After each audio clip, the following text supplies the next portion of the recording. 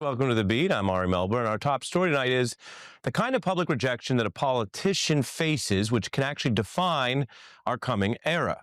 Donald Trump was sworn into the second term 95 days ago. Maybe it feels longer for some, maybe shorter for others who are busy just living their lives and not tracking the U.S. government by the day, but it's certainly long enough for a lot of people to now be living in the reality of President Trump governing the nation. And you can compare that in our lived reality to the campaign pledges that he made of lower prices, for example, compared to today's rising prices, from fixing the economy and having a big boom cycle to trillions lost over this tariff war. So the new polls show Americans overwhelmingly rejecting Trump's governing so far. The public not only souring on his overall leadership and economic problems, but actually doing so across the board. Let me show you a new survey from Pew shows Trump is underwater no matter how you divide up the nation, which, as you know, in politics, people often do. So he's underwater with women and men, across racial groups, with younger and older voters, even across the education gap, which you probably heard has become a bigger gap between the parties lately. Democrats have struggled with voters who didn't go to college, but non-college and college grads, both groups, oppose what they've seen so far. These findings are just a really long ways from the campaign era. Now, you remember, Democrats faced those incumbent headwinds. They also swapped in a new candidate later than any other presidential race in history. But for all the bluster, I mentioned that tonight because it might seem like ancient history, but even that was a close national race. Trump won by under 2 points. He had about 50% of the total vote. We're not going to do a lot of math tonight, but with these new polls and they're ricocheting in MAGA World and on Fox, keep that November number in mind, 50%. Because maybe the idea of Trump after 4 years off last November was more appealing to more people than what we're now living through, which is the president actually governing. 95 days in, Trump has basically fallen to 40%. So 50 in November, now crashing to 40, and they're just getting started. This is supposed to be the honeymoon time. These polls are driving rough headlines about weakening Trump's mandate already. And there are some other numbers that show how it does get even worse when you dig in or go into the crosstabs, as I mentioned, going deep into the numbers. But before I even get to those, I just want to show you up top here how this Trump polling slump, which is also reflected in a new Fox poll where you see the majority disapprove, according to Fox News' pollster, on basically every issue. You can see that. Border security is the only one where a majority actually approves. Wide disapproval on Fox. That's their poll, makes it harder for them to ignore it. And here's how that played across that usually MAGA-friendly channel. The polls, they're not extraordinary. Job approval compared to other presidents.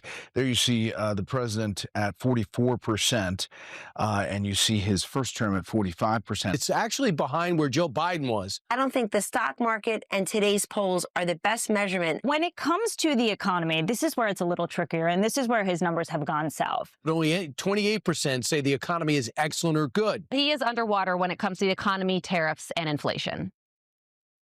So think about what's happening there. Pretty straightforward. That's what the people out there are thinking based on multiple surveys. I showed you multiple groups of people across any way you cut it up, including politically.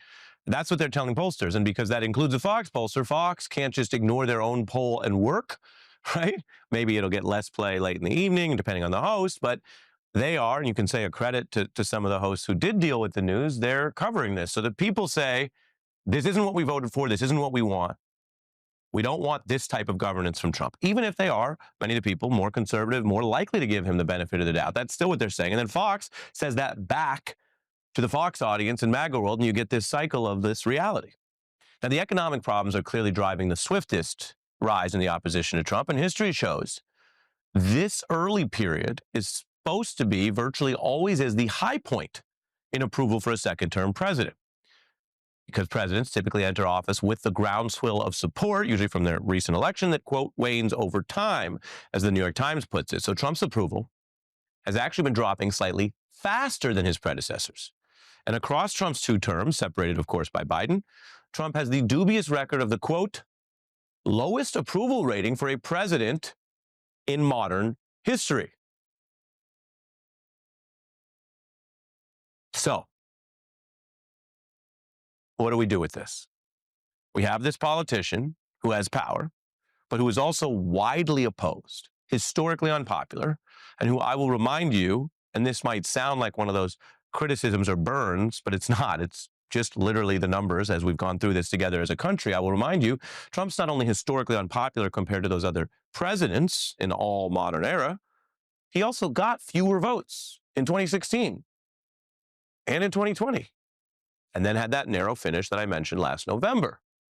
And yet you have this round of bad polls, and for many people, it almost lands like a surprise, as if the Trump show and the PR and the spectacle have slowly worked on some people to confuse them about what is his actual condition, a very unpopular, sometimes reviled figure for how he talks about people, for how he treats people, for the type of leadership he offers, and for how he runs the government and the economy.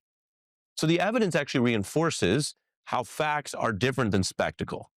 If you want to grade him on a PR or spectacle curve, and that's part of politics, certainly part of our internet televised politics, you could say he is effective at that.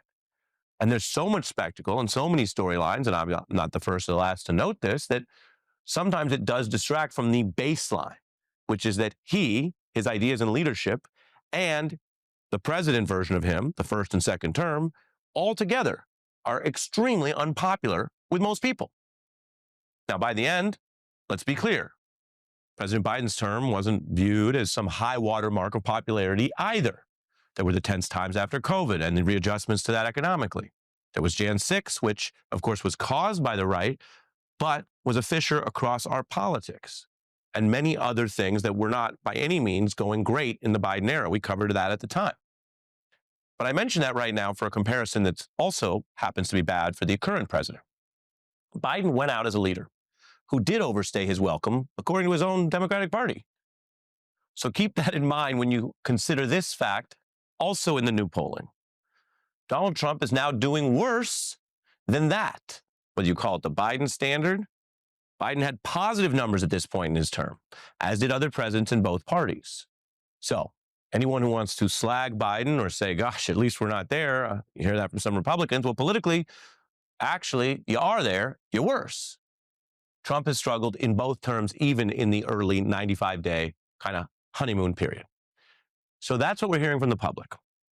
This young Trump second term also has courted more formal pushback, not just the surveys or the general sort of public opinion, which does matter in politics, but this rejection we're seeing across Wall Street, which is normally pro-Republican.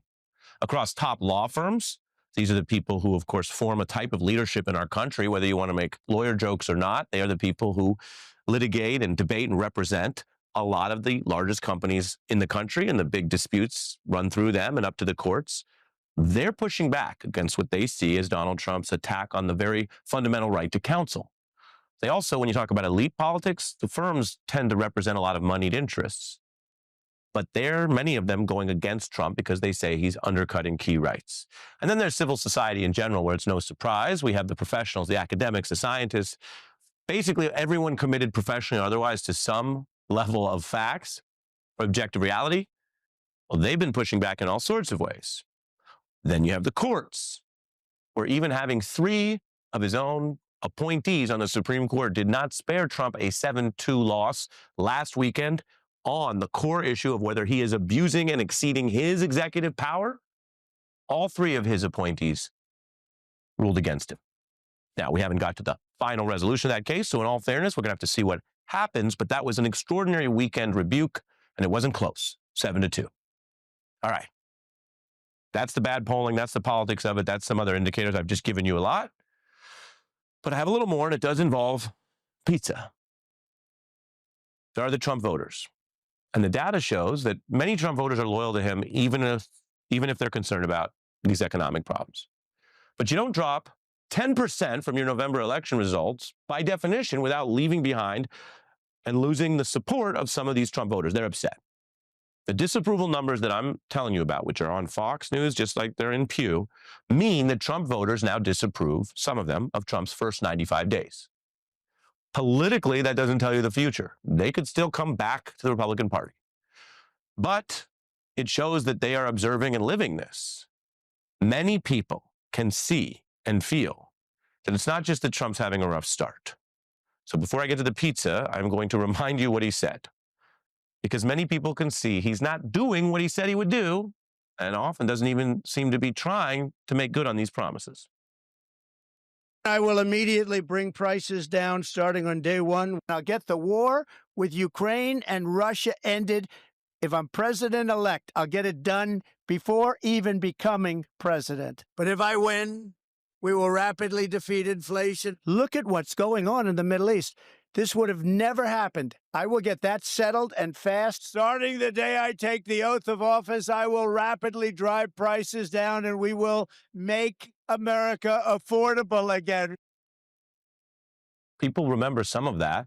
He ran on that economic message, and look at the economy we're living through. So the surveys capture broad response to that.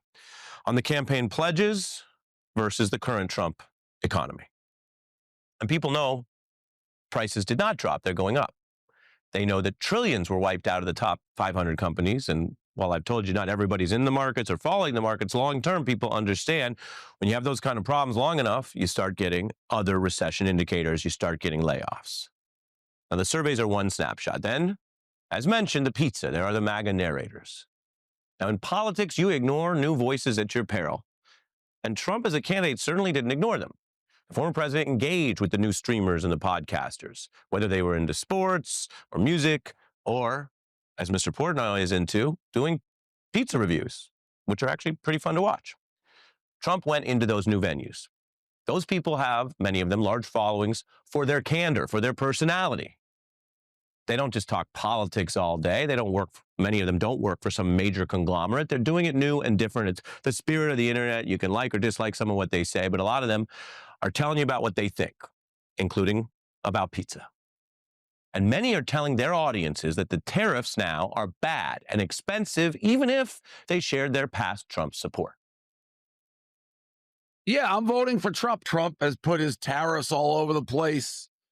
I've been trying to understand them. I don't. And everything's in the because of it. Donald Trump just cost me $20 million or whatever he did. Maybe don't be on the golf course. Everyone in this room, everyone loves you. And I just want to say you're a true hero for this country. I don't know how many of you guys are invested in crypto or stocks. What the is going on with our country? Guys, why am I poor? Because Donald Trump is the nominee against Joe Biden. I won't just vote for him. I will walk over broken glass to vote for him. His giant tariff policy that he just dropped on the market unilaterally, probably unconstitutionally. That's just some of the feedback from people who can't really be questioned on whether they are rooting for Trump. They literally did root for him, and they shared their impressive influence by hosting him, interviewing him, or, as you heard there, calling him a hero, supporting him. And I've told you this before. We have all kinds of folks on the show from all kinds of different views. The best thing is to listen and see who's credible. And so people who are willing to change their mind in public or voice two conflicting ideas, which sometimes isn't allowed in partisan politics, that you can root for one outcome, but then look at the reality of it and share your honest view with people about it, that's a good thing. Again, ignore the new voices at your peril and alienate them at your peril. And shout out to the pizza reviews. Now, then there's another MAGA influencer who wasn't even happy enough with a large following on social media, so he ultimately bought an entire social media platform, MAGA leader Elon Musk. And he's been driving part of Trump's first 95 days in those government cuts and clashes, which, in all fairness, even Donald Trump at times seemed somewhat surprised by some of them. That's not to let him off the hook. He's the president. The buck stops with him. But this was quite clearly a Musk-driven project. And Musk has seen his official role, even in the first 90-plus days, reduced. There was cabinet pushback. Trump aides are also floating that Trump should back down on tariffs. And Trump himself has slipped into discussing Musk's role, at least vis-a-vis Trump, now in the past tense. He's a brilliant guy, and he was a tremendous help, both in the campaign and in what he's done with Doge.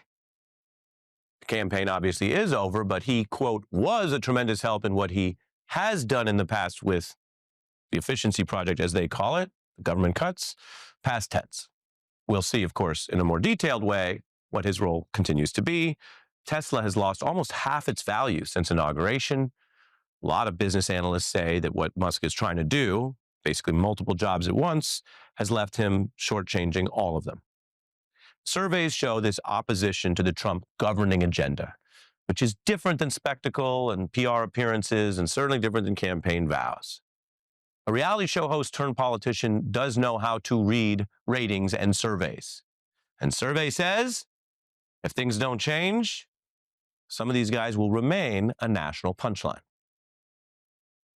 And then we have Mr. Congeniality, Elon Musk, who's been lying low as of late and reportedly wants to get out of Doge. Musk says he will dial back his work with the government. You know, people forget, Elon, he can't spend all his time in Washington. He has a company to run to the ground. Now, that's a language Trump understands. The president has actually responded to exactly that type of criticism, not that exact joke, by previously attacking late-night host Jimmy Kimmel and trying to abuse power or pressure in corporate efforts to get the big corporate companies and media and entertainment companies to censor just jokes or criticism, let alone the free press. Today, Trump was also attacking Fox News for its poll showing him losing support, the poll I referenced earlier. But the larger zeitgeist may be setting in. Worldwide, the influential Economist magazine, which is a right-leaning but pro-markets publication, has this new cover. You can see their view is that Trump's tenure has left America as a kind of battered, bandaged bald eagle. The headline, only 1,361 days to go, refers to the end of Trump's last term, of course, the second term. The Constitution bans any president from serving past that second term. So fact check, true. That's how many days there are to go. Meanwhile, the Times writes this headline today on major economic decision: Trump blinks and then blinks again. It captures something that is a more dire conclusion than where we were on, say, day one of the presidency, where Wall Street and nonpartisan reporters were waiting to see what he did on the economy and trade. Now, that is an objective statement. It is literally true that he just keeps blinking because he is widely seen, even on Wall Street amidst all the Republicans, as a kind of amateurish, weak leader in this so-called trade war. And Fox continues to digest Trump's polling slump while its sister outlet, The Journal, reports Trump lost. It's basically time to move forward. Quote, China called Trump's bluff and seems to have won this round. It's all sinking in, even if the entire kind of blustering PR strategy of this MAGA movement in the Trump White House has been to try to tell you everything you see before your eyes, from the falling markets to the failed tariffs to the actual collapsing support for this young honeymoon president. They want you to believe it's not true, but it is. We have two experts when we're back in 90 seconds. We're joined by MSNBC's Michelle Norris and John Harwood, a veteran Washington correspondent. Great to see you both. John, you've covered the intersection of economics and politics. The polls are bad. They're worse than some of the so-called perception, it would seem. How much of that is a drag from the economy, and what does it tell you that so many Americans across groups reject this, at least first 95 days? Well, look, I think the economy has kind of sealed an impression that Trump is, his administration doesn't really know what it's doing. It's in chaos. If you look at it really, across every front that he has initiated, he's failed at everything. He's not solved the war, which he said he was going to solve in a day. Doge did not really identify waste, fraud, and abuse. They identified programs that Elon Musk and his Doge bros didn't like. In terms of immigration, he seized a lot of people on the street, dubious legality, and you're seeing a whole lot of legal pushback, and people are saying, like, what is that all about? They're not getting dangerous criminals, which is why they're having to highlight people who might be a member of a gang but don't have any criminal past, who wrote an op-ed that the administration doesn't like. So all of that was going on.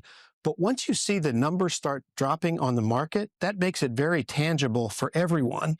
And it's bigger than just the market, because you're starting to hear the gloom and pessimism and concern from corporate leaders, basically all across the economy. And now we're bracing for the possibility that shelves are going to be empty this summer at Walmart and Target. And all of that takes the soft Republicans, the soft Trump voters, not the MAGA people, they're still with him, but takes those soft people and say, what's he doing? What's going on? And they don't like it.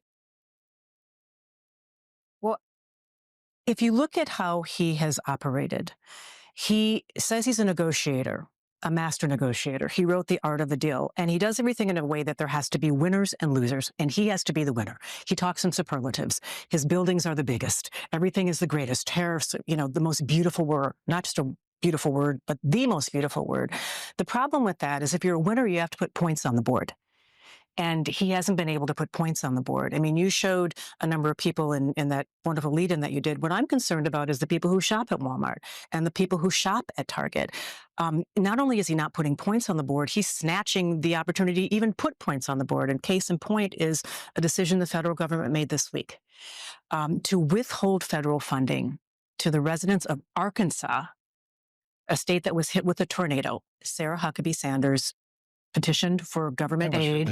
It was, and he decides that we have looked at what's happened there after that disaster, and we have determined that the state has enough resources to help the people there, the state and the other communities within the state of Arkansas. This is Arkansas, bright red state.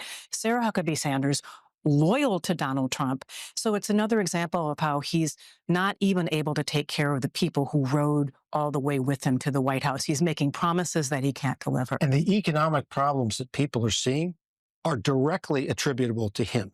He was handed a very solid economy by Joe Biden. Obviously, there are problems in our economy, and there have been for a long time. Income inequality, a lot of people struggle to get by. But compared to what we've become used to in the last 20, 30 years, he got a strong economy, and he's really taken it down. And he's now upped the odds of a recession and had a lot of people worried that things are going to get darker from here. Right, and people are reading the results, and it might have been fun when it was a show, and it might have been a better programming operation than what the Democrats were doing, and that's what campaigns can sometimes be. But now we're seeing a return to what was the normal. That's why I mentioned in 16 and 20. Yeah. There's very little support for him, the idea of him, or his agenda, but we came off what we came off in those 4 years. It's also really interesting what's happening on the right, because we've seen some members of the Democratic Party, some members of the left, get into this mode where everything is black or white. Everyone should be deplatformed for anything they've ever said. I mean, I'm a journalist, so I'm generally against that. I also practice First Amendment law, so I'm really against it. It also doesn't work because then you wouldn't hear the evolution. So if somebody says they think, say, Joe Rogan is wrong about something, great. This is America. Debate it. But if you keep listening, you may find that Joe Rogan, whatever you think of him, is using his bona fides, from the way he sits to the way he talks, to say that this type of immigration enforcement is horrible and it's unfair, and basically that it's not right. Take a look. We run a little bit of a problem if we are going to say that the criteria to get your visa revoked is writing an op-ed. Horrific. It's horrific. I don't think that should be controversial. No, that's not controversial at all. And this is the thing, measured twice, cut once. Yeah. This is kind of crazy that could be possible. That's horrific. John, as a student of the game, do you see this as an opposition that's rising? It's certainly getting heard in a new type of media, because it's not just Fox News anymore. Rogan has tens of millions of listeners, and he's concerned about those attacks on just basic American rights, what old traditional conservatism cared about. And I showed a bunch of the other streamers are concerned about their own savings.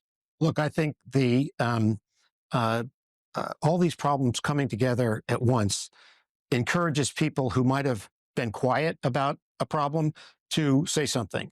And the legal challenges, the idea that President Trump is ignoring court orders and judges are ruling against him, people don't like that. And it was striking in some of the polls this week. I think the Fox poll that came out last night, he's just breaking even on immigration. So he's had this big advantage. He's doing a little bit better if the question is border security, but and close the border is a different question than take away people's rights, right? Legal residents, and it could be you next. And 2-1, they want Abrego Garcia, the Maryland man who was put in that horrible Salvadoran prison. They say they want him to be brought back. Michelle. And I think that the Democrats have actually done a good job of making the case that this is not just about Abrego Garcia, and people now understand this. It is broadly about due process.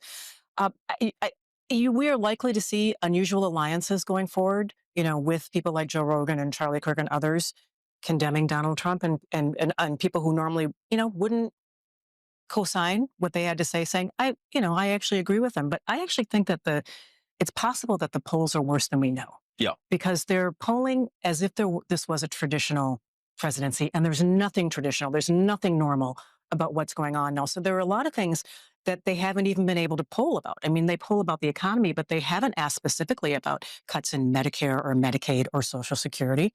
They're polling about, national security, but they're not asking about what people feel about because they haven't Defense gotten to their Department budget right now, which is in trouble. Right. And so it's possible that, we just have not seen this early in a presidency a 5-point drop in 30 days. That's what we just saw. Yeah. Across several polls. And it's possible that the polls are not even capturing the sort of dyspeptic discontent that people have right now about this administration. Bonus for dyspeptic. We love that. We love a little extra word we can learn. But also, 40%, if that starts looking like a ceiling, and he's driving to 35 and 30, we may never see some great MAGA elected awakening because we know that he's the sitting president with a bully pulpit and we know how rough he plays. But you may see a heck of a lot of folks just quietly try to get away from him because you don't win a House reelection if your party's going at 30%, right? And so it's this drag that will have political repercussions. As you say, they might be under-amplified, under-heard at first. A lot of them are in safe seats. Yeah. Well, and that goes to I'm out of time, but that goes, of course, all the other things, gerrymandering and everything else. But some of them are. Some of them are a third of the Senate's up, and they got to run statewide. Michelle and John, thanks to both of you. Still ahead, the recession blonde. It's a real term and another Trump problem at first. As one top Senate Democrat retires, there are calls for more changes at the top of the Democratic Party, new voices, and younger leaders. We're going to get into that important conversation tonight. We begin the broadcast with how the president is doing and problems in the MAGA Republican Party. But we turn now to the other big party in town, of course, the Democrats, who had that bruising election loss. They still have some of the same folks in charge. The big news this week, though, is that while Senator Chuck Schumer remains the Democratic leader, his deputy, Democrat Dick Durbin, is retiring at 80 years old after 40 years in office. Illinois Senator and Minority Whip Dick Durbin made a major announcement just moments ago. He is retiring. Setting off a mad dash for ambitious Democrats who have been waiting to launch their own campaigns. I think if you're honest about yourself and your reputation, you want to leave when you can still walk out the front door and not be carried out the back door. It also comes as you're seeing a lot of rising stars in the Senate. And so you could really see a changing of the guard here. The move does open a seat in a probable Democratic state, and there's talk of a generational shift. But there's also renewed pressure on other Democrats. While Durbin was powerful and had joined leadership, the Democrats have had a lot of the same folks in charge of the Senate for a long time. Chuck Schumer is 74, and there have been calls for him to consider stepping aside. That included some calls earlier this year. Then there was discussions about a very popular Democrat in New York, Congresswoman AOC, as a potential challenger to Schumer. Indeed, polling already about whether she could do better than him or put the pressure on him. For his part, Schumer says he's not stepping down. We even discussed this with Senator Cory Booker. When it comes to passing the torch, yourself, are you even giving that some thought right now? Right now, I am focused on showing the American people how bad Trump's economics are for them. There's talk about whether you should be Senate leader for the Democrats. Are you open to that position? The Senate Democrats have a leader, and he's going to remain there. Cory Booker basically shutting that down after he took that star turn with the big, long speech, saying Schumer's going to remain there. And that's what you're going to hear from all of the major Democratic power brokers, elected Democrats, their teams, their staff, their former staff, basically anyone who wants to play ball, because while Democrats are in the minority, Chuck Schumer is the de facto leader of the party with the most senior job in the most senior part of the national political machinery, the upper body of the Senate, right? So that means that anyone who wants to do business or run campaign ads or get money, that's kind of how that works. But if that sounds like a type of public groupthink that avoids any other alternative, it may remind you of how so many Democrats in public stood by Joe Biden until it got very late in the game, and then they tried to do that 8th-inning switch-up, which led to all the criticism you remember of people saying, well, should this have been at least debated earlier or done earlier?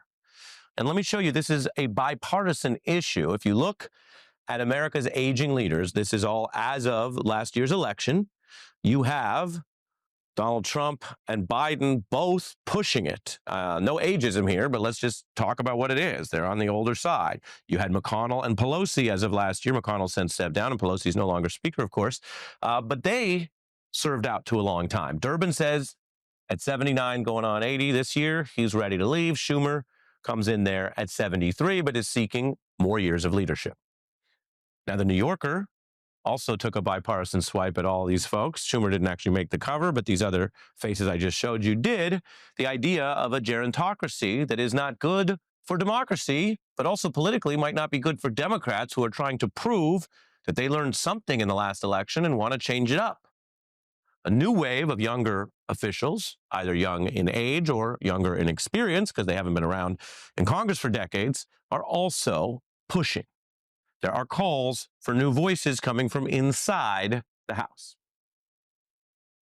You can't look around and say, well, Alexandria's going to do it, Bernie's going to do it, somebody else is going to do it. Ain't going to happen. You are going to have to do it. Our lives deserve dignity and our work deserves respect, no matter who we are or where we come from. You can't stop generational change in this country. Right. X-Gens, millennials, and Zs. It's our day is dawning. If you check with the public, it's not even close. The confidence in Democratic leadership this month is at the all-time low of 25%. That could be for many different reasons, but the main question right now, with Senator Durbin stepping aside, is whether the Senate Democrats are going to have this conversation on time and in a transparent way, or do they risk repeating the Biden backlash that has traumatized so many people in that party? We have Jason Johnson and a former Democratic Congressman, Joe Crowley, for this interesting conversation next. Should Democrats have an open debate about possible new leadership in Washington? We are joined by someone who knows all about it, New York Democratic Congressman, veteran Joe Crowley, and politics professor Jason Johnson, also an MSNBC contributor. You saw the setup. What are your thoughts? Well, having lived through this most of my life politically, being on the heels of a number of folks in the House of Representatives, and I think everyone understands that's the way the game is played. Obviously, I continue to have, for most of my career, a generation. I think a generation in the House was virtually skipped in terms of providing leadership opportunities because maybe people stayed a little too long in the House. Maybe myself being one of them. But I lost my primary. I was 56 years old. Who did you lose your primary to? To Alexandria Ocasio-Cortez. You brought it up. You brought it up. So that was a generational shift. I'm making a point, though. I had 20 years of experience at that time. And yet people who stayed even longer than I did didn't have an opportunity to be in the House leadership or full. Right, but that's because the leadership is so concretized that you can't get in there because people stay. So should Chuck Schumer... I'd also say Nancy was more than competent as well. Okay, but she was very good at what she does. She was very good, but also we showed the full screen of how the gerontocracy seems to go across the parties. Is it time for Chuck Schumer to consider stepping aside? I think it's a decision for the Senate to make. Look, he's 73 years of age. He has 5 years between now and his next election.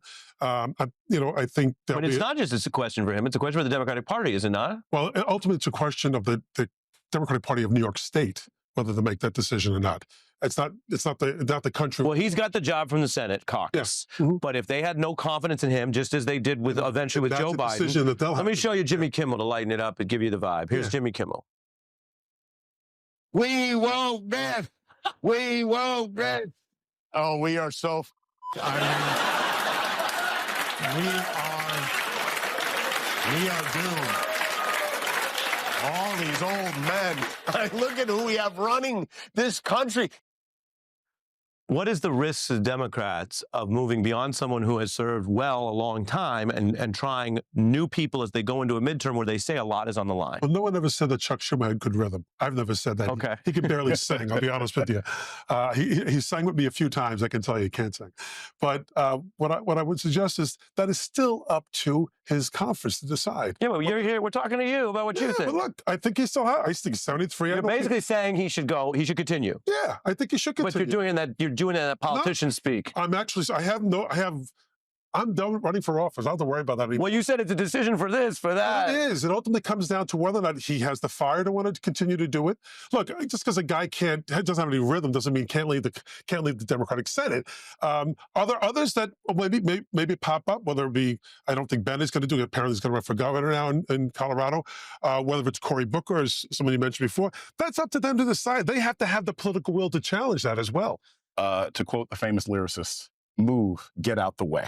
Okay, seriously. Is that Bob Dylan? Ludicrous. It's not Bob Dylan. It's Ludicrous. Ludicrous. But Bob Dylan had a similar line. And if I may, Ludacris also said we have phone banks to reach voters in different area codes. Yeah, something to that effect. Yes, many area Continue. codes. Here's the thing. Like, this is, and I understand, professional respect and courtesy and everything else like that, but the public has said they want change. The public has said they're unhappy with Chuck Schumer. The public has said they're unhappy with the current state of the Democratic Party. That's what's got to change, and it has to start at the top. And here's the thing. I want to add this because you showed, sort of Bernie and AOC. I went to their rally in Los Angeles. I walked through that crowd.